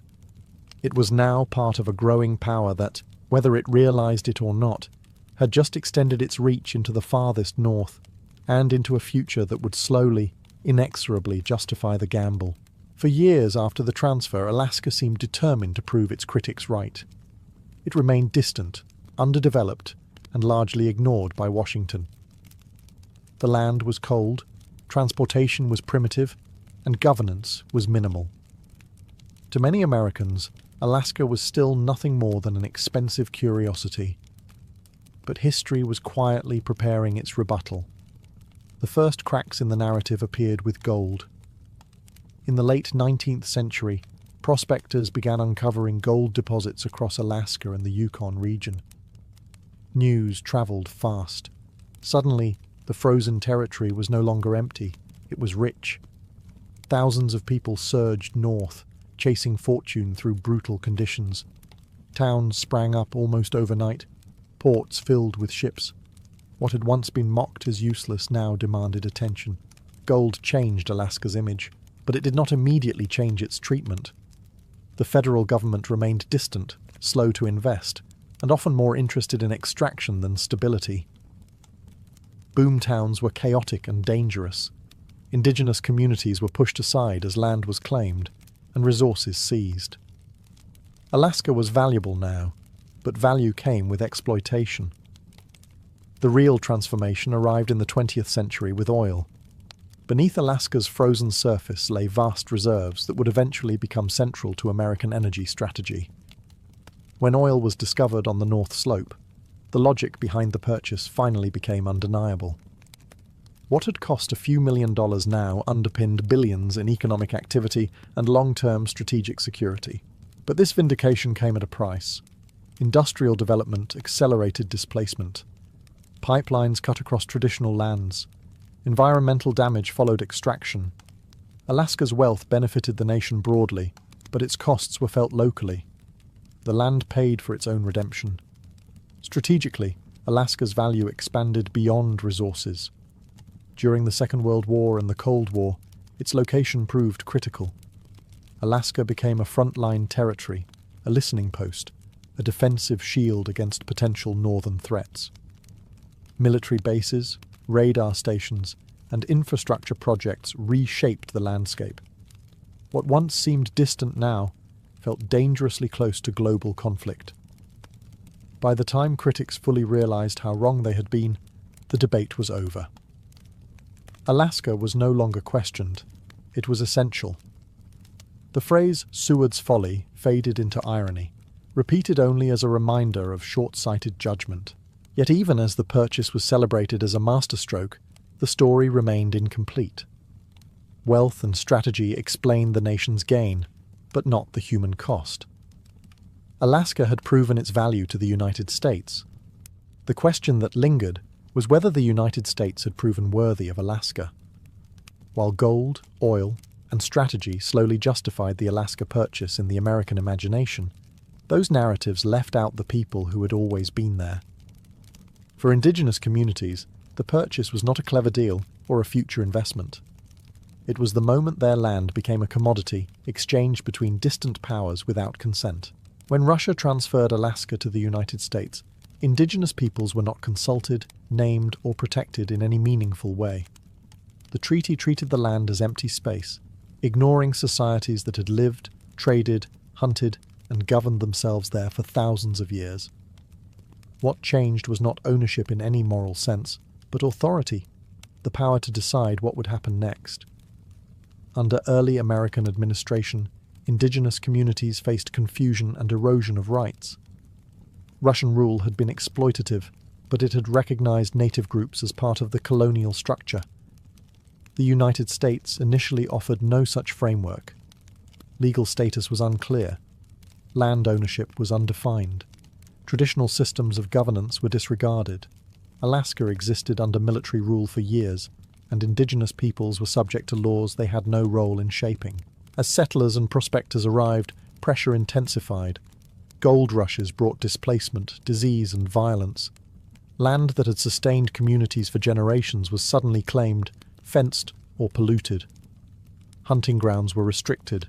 Rivers were diverted. The arrival of American industry reshaped the environment faster than communities could adapt. Cultural damage followed material loss. Children were sent to boarding schools designed to erase language, customs, and identity. Hair was cut. Names were changed. Traditions were labelled backward. The same tools of assimilation used elsewhere in the United States were deployed in Alaska, often with little oversight due to the territory's remoteness. Oil development and military expansion in the 20th century added new layers of disruption. Pipelines crossed ancestral lands. Bases restricted access to traditional areas.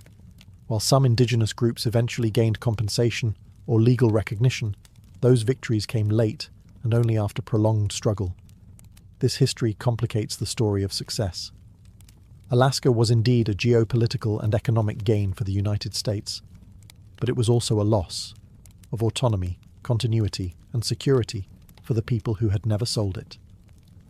Understanding the Alaska purchase fully means holding both truths at once. It was a strategic triumph built on displacement, a visionary gamble that succeeded materially, while leaving unresolved moral questions that still echo across Alaska's vast, beautiful, and contested landscape. For decades after its purchase, Alaska existed in a strange political in-between.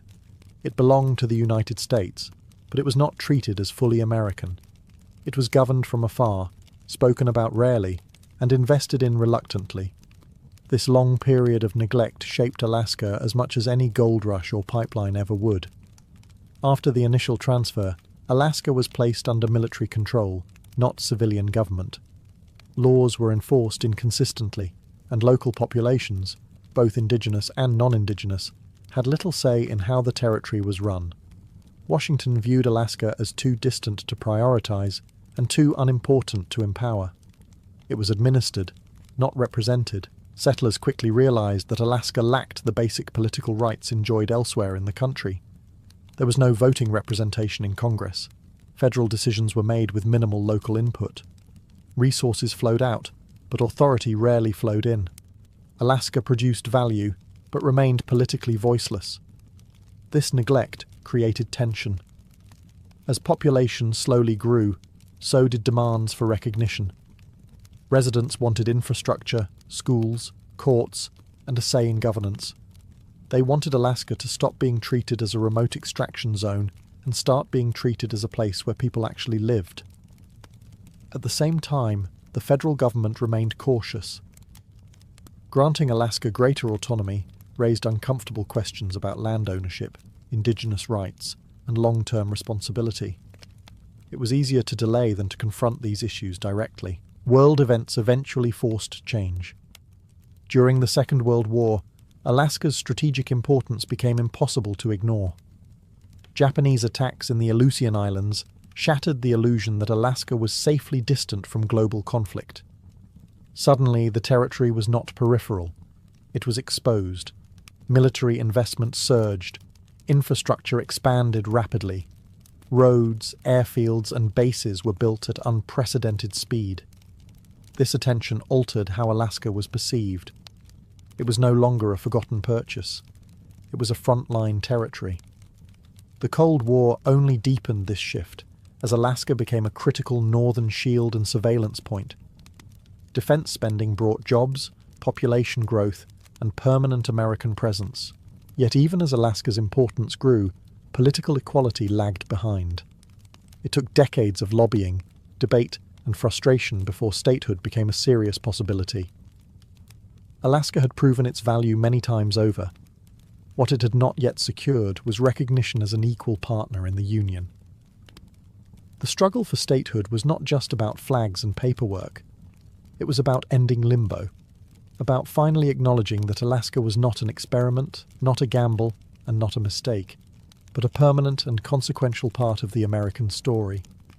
When Alaska finally became a state in 1959, the moment was framed as a triumph. The long period of political limbo was over. Alaska now had representation, a constitution, and a formal voice in the federal system. On paper, the gamble of 1867 had reached its logical conclusion. But statehood did not resolve the deeper question of who truly benefited from the purchase. For many Alaskans, statehood brought opportunity. Federal investment increased, infrastructure expanded, roads, schools, and public services improved. Political participation became real, rather than symbolic. Alaska was no longer governed entirely from afar. Decisions could finally be shaped locally, at least in theory. But power over land remained uneven. Vast portions of Alaska were controlled by the federal government, not the state itself. National parks, military zones, and federally managed lands dominated the map. While this preserved wilderness, it also limited local authority. Alaska was a state, but not a typical one. Control was shared, fragmented, and often contested. Resource wealth intensified these tensions. Oil revenue transformed Alaska's economy and funded ambitious public programs. The state's decision to distribute oil profits directly to residents through annual payments became famous. It was a rare example of resource wealth being shared broadly rather than disappearing upward. Yet even this system masked deeper inequalities. Those closest to extraction sites bore environmental and cultural costs that financial compensation could not fully address. For indigenous communities, statehood was not liberation. It was another transition imposed from above. While later legislation would restore some land rights and recognize native corporations, these measures came after decades of dispossession. Statehood did not undo the damage of earlier neglect. It merely changed the structure through which disputes were managed. Nationally, Alaska became a symbol of foresight. The purchase was now celebrated as one of the greatest land deals in history. The narrative focused on numbers. How little was paid, how much was gained. This framing turned the story into a lesson about smart strategy and long-term thinking. But that celebration often ignored the human dimension. It reduced Alaska to acreage and assets, rather than lived experience. The success of the deal was measured in profit and power, not justice or consent. Statehood marked Alaska's full entry into the American system, but it did not settle the moral ledger. It simply moved the debate into a new phase, one where the land's value was undeniable, but the costs of acquiring and using it were finally impossible to ignore. Looking back from the present, the Alaska purchase is often framed as an obvious triumph. The price seems laughably small. The resources are immense. The strategic value is unquestioned. From this distance, the critics of 1867 appear short-sighted, even foolish. Seward's folly has become a punchline, a reminder that bold vision beats timid thinking. But this neat conclusion hides a far more complicated truth. Seward was right, but not in the way the legend suggests. He did not foresee gold rushes, oil pipelines, or Cold War radar stations. He did not predict exact outcomes. What he understood was uncertainty. He grasped that power in the modern world would belong to nations willing to think beyond immediate comfort and visible profit. Alaska represented possibility, not guarantees. That was the gamble. At the same time, the success of the purchase cannot be separated from its consequences. The United States gained land, leverage, and wealth, but it did so by absorbing a place already inhabited, already meaningful, and already contested. The deal treated territory as empty because it was politically convenient to do so. That logic did not vanish with time. It shaped how Alaska was governed, developed, and justified for generations. The story of the Alaska Purchase reveals something deeper about empire and expansion. Strategic brilliance often depends on distance, distance from those affected, distance from consequences, distance from moral reckoning. From Washington, Alaska was a map problem. From the ground, it was a homeland being redefined without consent. And yet, history rarely offers clean verdicts. Alaska today is neither simply a victim nor merely a prize. It is a place of resilience, complexity, and contradiction. Its people have adapted, resisted, negotiated, and endured. The land has been exploited, protected, fought over, and cherished, sometimes all at once. So was the Alaska Purchase a mistake? Economically and strategically, no. It reshaped American power in ways that still matter. But morally, it remains unfinished business. The deal solved Russia's vulnerability and expanded American reach, while creating new inequalities that echo into the present. In the end, Seward's folly was neither folly nor pure genius. It was a turning point, one that reminds us that history's greatest successes are often built on questions we are still trying to answer. Aristotle was born in the small town of Stagira, on the northern edge of the Greek world, a place closer to courts and craftsmen than to poets and philosophers. This distance mattered. Aristotle did not grow up immersed in abstract debate or mythic storytelling. He grew up around medicine, tools, and observation.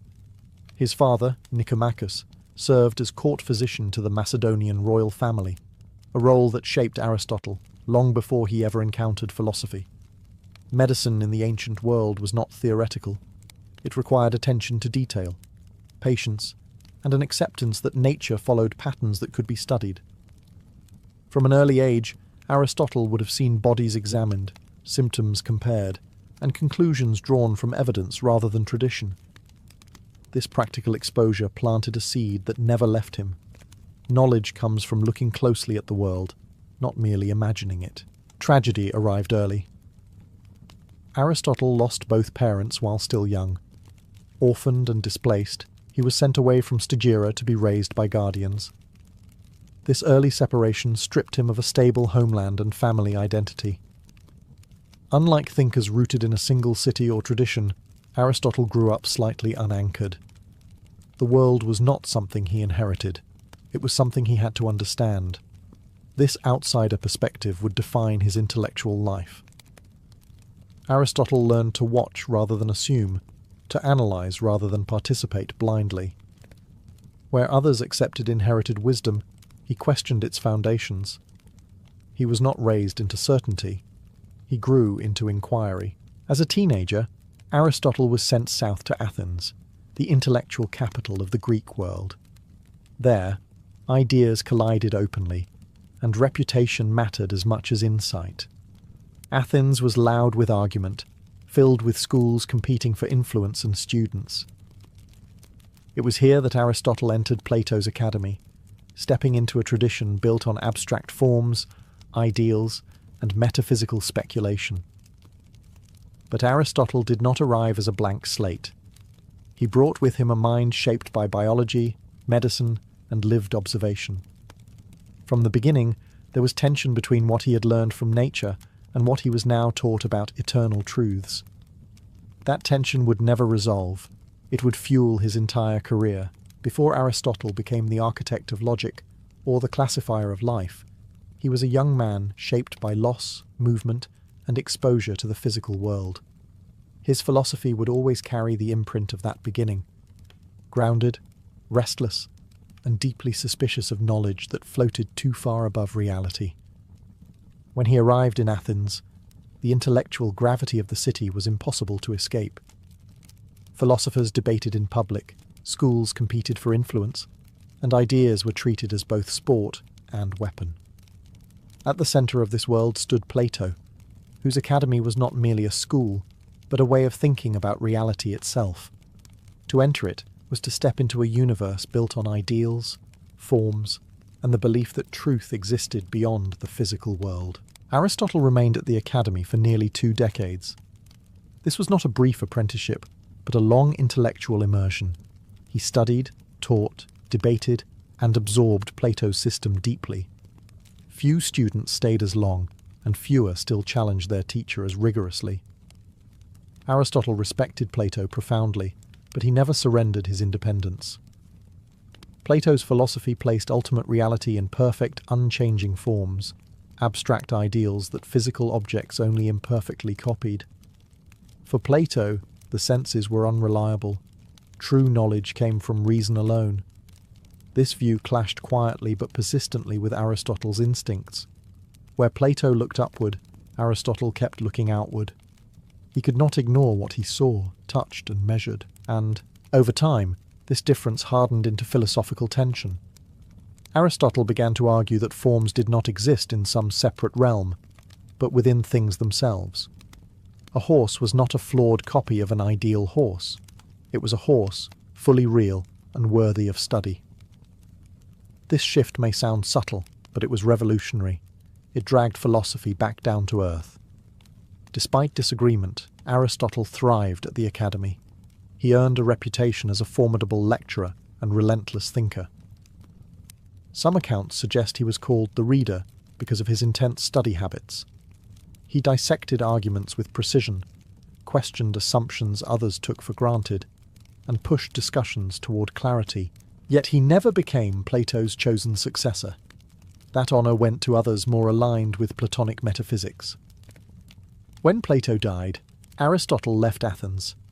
The decision was partly political, partly philosophical. Athens had grown hostile to Macedonians, and Aristotle's background made him vulnerable. But there was also a deeper reason. He had outgrown the academy. Those 20 years mattered enormously. Plato gave Aristotle a foundation, a discipline, and an opponent.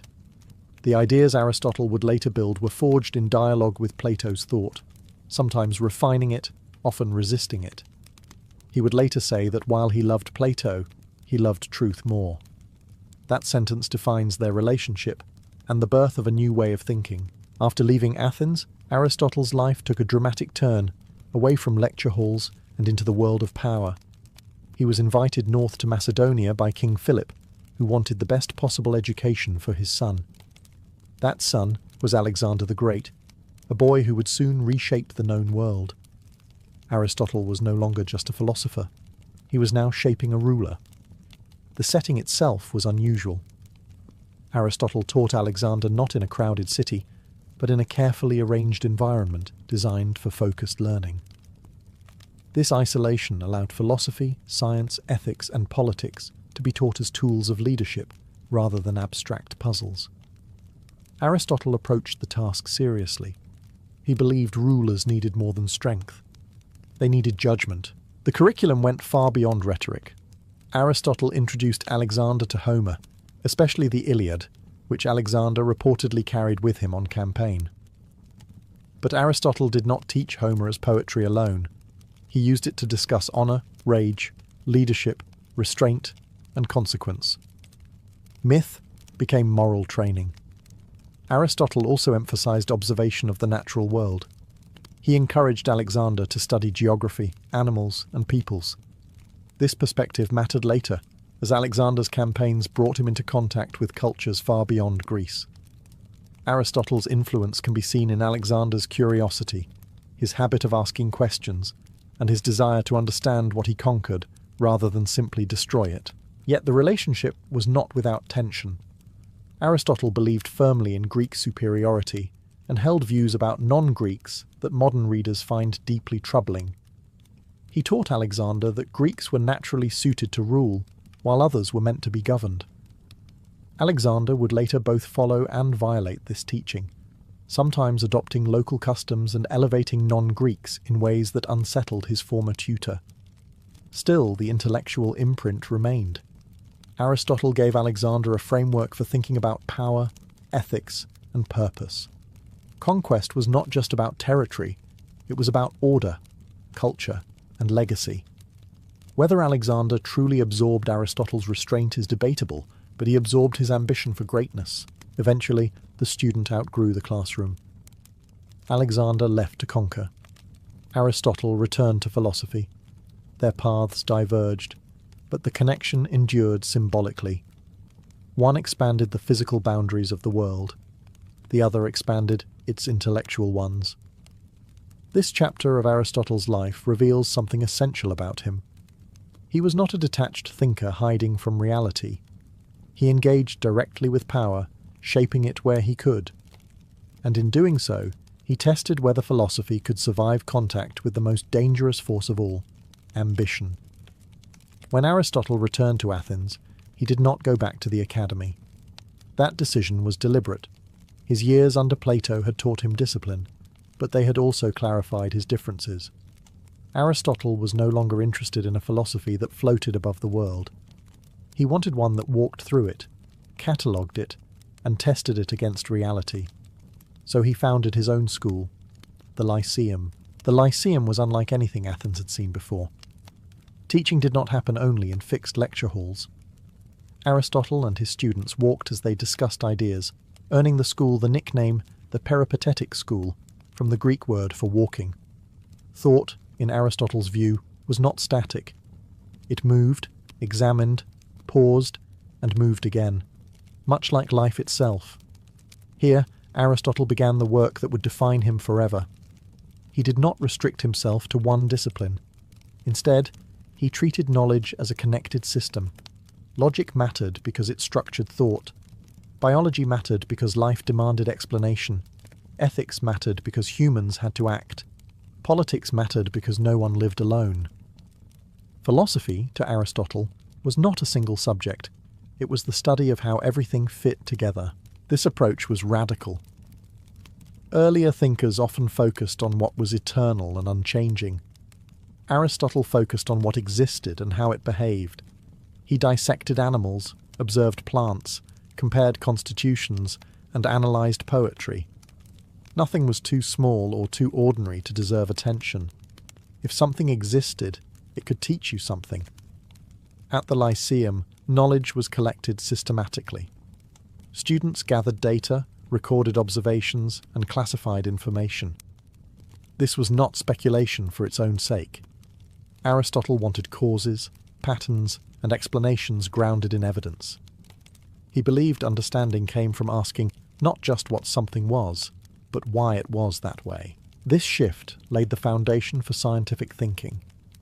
Aristotle did not conduct experiments in the modern sense, but he insisted on careful observation and logical structure. Errors crept into his work, as they inevitably do when knowledge is expanding for the first time. But the method mattered more than the mistakes.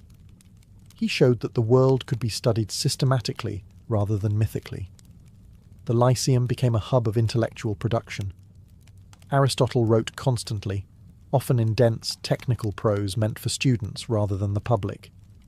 These works were not polished dialogues like Plato's. They were working documents, tools for thinking.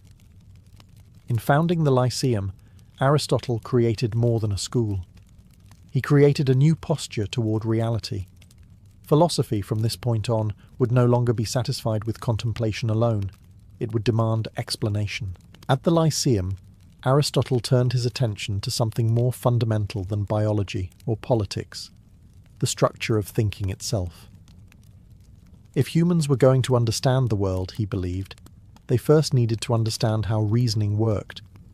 This led him to create what would later be called formal logic, not as an abstract game, but as a practical tool for truth. Before Aristotle, people argued brilliantly but inconsistently. Reasoning followed intuition, rhetoric, or tradition. Aristotle wanted rules. He analysed how conclusions followed from premises and why some arguments felt convincing even when they were false. From this effort emerged the syllogism, a structured form of reasoning where, if the premises were true, the conclusion had to be true as well. This was revolutionary. Thought itself now had a skeleton. But Aristotle did not stop at logic. He wanted to know why things existed and why they behaved as they did. To answer this, he developed his theory of causes. Every object or event, he argued, could be understood through four causes: what it was made of, what shape or form it took, what brought it into being, and what purpose it served. These were not competing explanations. Together, they formed a complete account. This idea reshaped inquiry. Instead of asking a single question, Aristotle encouraged asking many, each revealing a different layer of reality. A statue was not explained fully by the stone it was carved from, nor by the sculptor alone, nor by its shape, nor by its purpose. Truth emerged from seeing all causes together. Purpose, in particular, mattered deeply to Aristotle. He believed nature did nothing without reason. Plants grew toward light. Animals developed organs suited to their survival. Humans possessed reason because they were meant to use it. This belief in purpose, known as teleology, would dominate Western thought for centuries. Critically, Aristotle applied these ideas everywhere. He used them to explain living organisms, political systems, works of art, and human behavior. Logic gave him structure. Causes gave him depth. Together, they allowed him to build explanations that felt complete rather than partial. Modern science would eventually reject some of Aristotle's conclusions, especially his assumptions about purpose in nature, but it inherited his ambition to explain the world systematically. Even when later thinkers disagreed with him, they argued on terrain he had defined. In this chapter of his life, Aristotle did something extraordinary. He did not just offer answers. He designed the tools by which answers could be sought. Thought itself became something that could be studied, disciplined, and improved, and Western philosophy would never escape that framework again.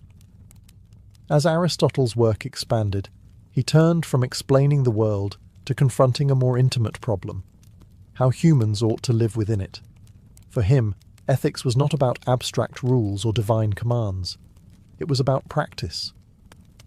A good life was not declared, it was built, habit by habit, choice by choice. Aristotle rejected the idea that virtue came from birth or inspiration alone. Instead, he argued that character was formed through repetition. People became just by doing just acts, brave by performing brave acts, and temperate by practicing restraint. Morality, in his view, was closer to a skill than a belief. You learned it the same way you learned music or athletics, through training. Central to this vision was his idea of the mean. Virtue existed between extremes. Courage lay between cowardice and recklessness.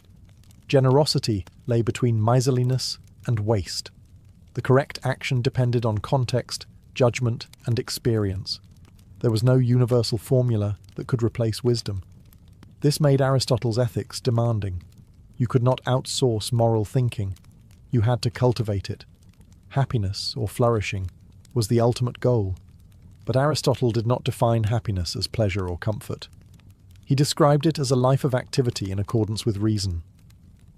Humans were rational animals, and to live well meant using that rationality fully. A life without thought, no matter how comfortable, fell short of its potential.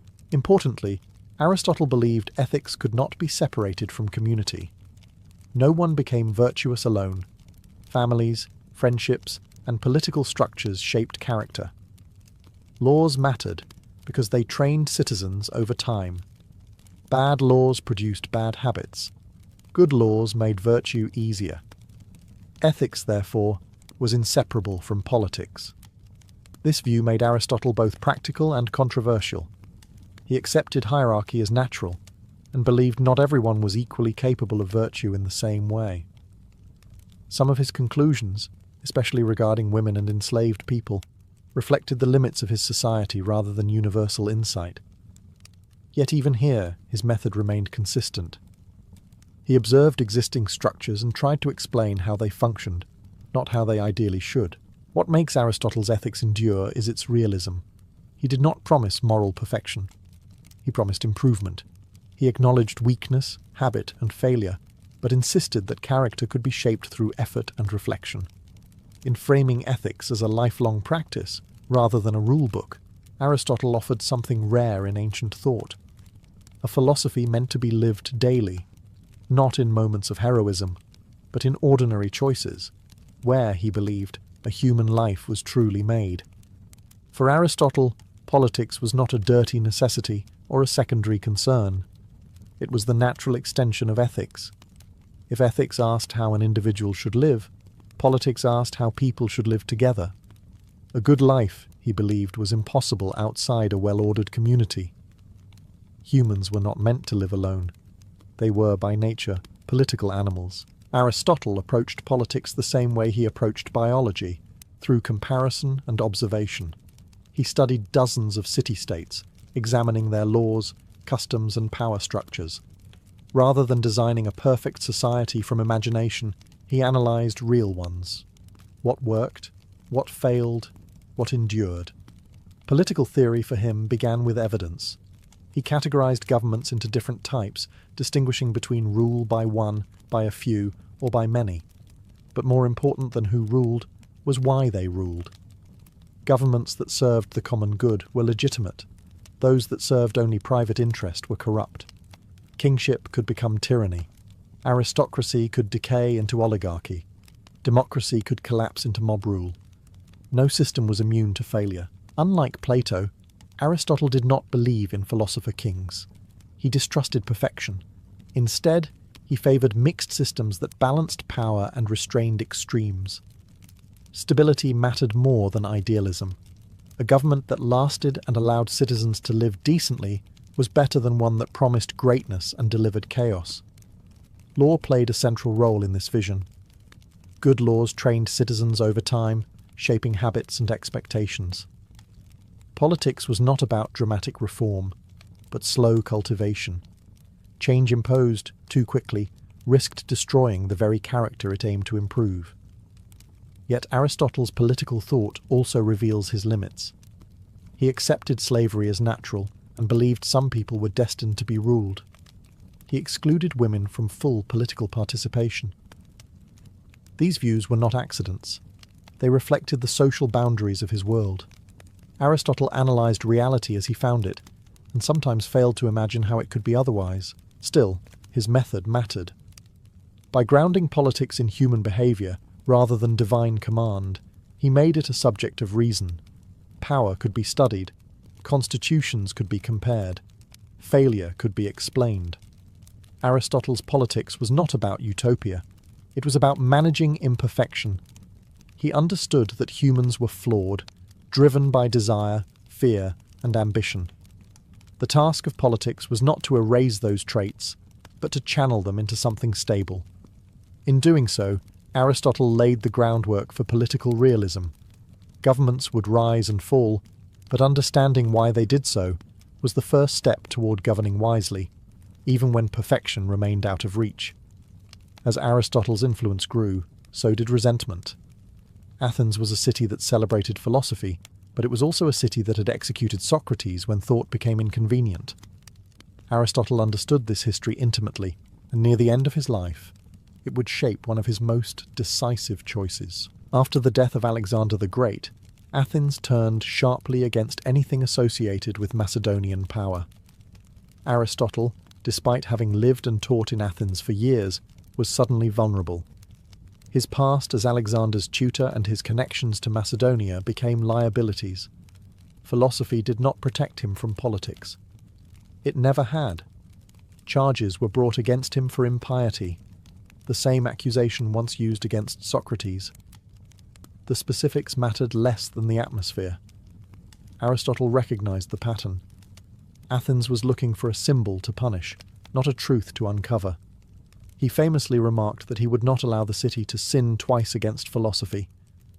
Rather than stand trial, he chose exile. This decision reveals a side of Aristotle often overlooked. He was not reckless. He did not romanticize martyrdom. He believed reason mattered more than symbolic sacrifice. Preserving one's work, one's students, and one's ability to think freely outweighed the honor of public defiance. Wisdom, in his view, included knowing when to withdraw. Aristotle left Athens and settled in Chalcis, where he lived quietly. His final years were not filled with lectures or public debate, but reflection. The man who had categorized governments now experienced their instability firsthand. The thinker who believed in law witnessed how easily law could be weaponized. This exile underscored a harsh truth Aristotle never denied. Reason was fragile in the face of fear and power. Philosophical systems could be elegant and rigorous, but they existed within societies that were emotional, reactive, and political. No amount of logic guaranteed safety, yet Aristotle did not abandon philosophy. Even in retreat, his work continued to circulate among students. The Lyceum endured. Ideas moved even when bodies were forced to flee. In this chapter of his life, Aristotle embodied his own ethics. He chose the path that preserved thought rather than pride. He accepted imperfection rather than risk annihilation. Exile for him was not defeat. It was the final acknowledgement that philosophy must survive the world it seeks to understand, even when that world turns hostile. When Aristotle died in exile in 322 BCE, there was no sense that the world had just lost one of its central minds. He left behind no political movement, no empire, no dramatic final stand. What he left instead were texts, dense, technical, unfinished in places, and almost entirely misunderstood in their own time. For centuries, his influence would be indirect, fragile, and nearly lost. After his death, Aristotle's works did not circulate widely in polished form. They survived largely as lecture notes, teaching manuals, and internal documents preserved by his students. Some were copied, others were forgotten. Many disappeared altogether. For a time, Plato's more elegant dialogues overshadowed Aristotle's methodical prose.